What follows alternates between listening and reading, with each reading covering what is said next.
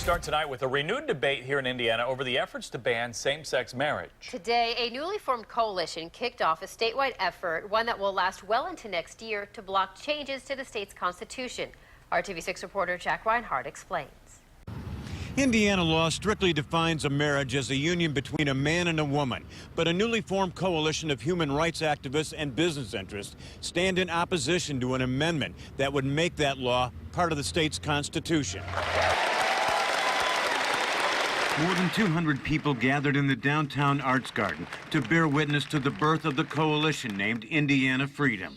Megan Robertson, the campaign chairperson, calls the ban on same-sex marriage unfair and harmful to the state's reputation. I view it as talking to people about how this has an impact on their neighbors and their families and their friends. And I mean, I think you would be hard-pressed to find somebody who doesn't at least have some sort of contact with gay Hoosiers and feels that this amendment goes too far.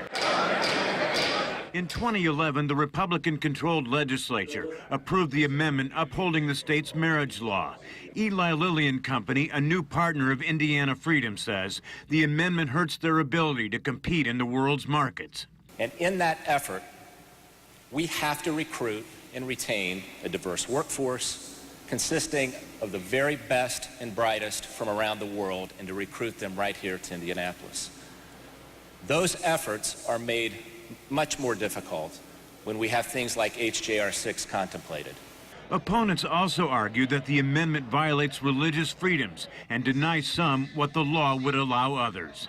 Right now, the way the law is written, if I performed a same-sex marriage, I would be subject to penalties, even though my denomination, along with 15 others, that's publicly have said they affirm same-sex marriage and perform same-sex marriage.